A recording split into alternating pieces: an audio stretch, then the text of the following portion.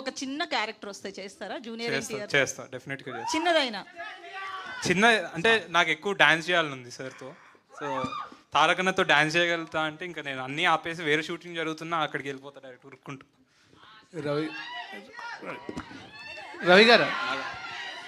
రవి గారు మిమ్మల్ని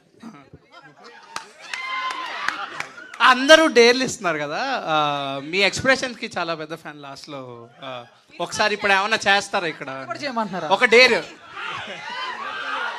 ready bro, ఒక్కసారి రెడీ కాదు, షర్ట్ కూడా ఇప్పేయాలి, షర్ట్ కూడా ఇప్పేయాలి. షర్ట్లెస్ కావాలి. షర్ట్ వద్దులే అన్న, రానా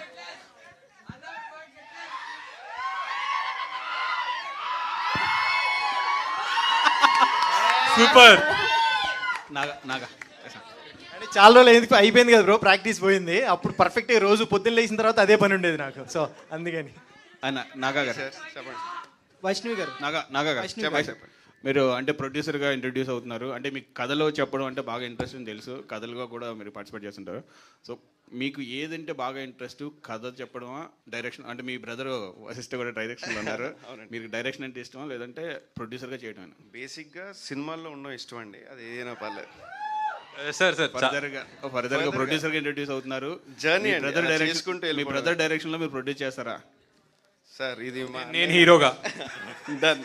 మా అన్నయ్య ఓకే అంటే నా హీరో రెడీ, నేను రెడీ. సార్ చాలా మంది తెలియని విషయం అంటే వి కోరోడ్ దిస్ రైటింగ్ లో, like 2 years we're together now, we co-wrote this. Writing and direction వేసుకున్నా బట్ బాబు 4 years.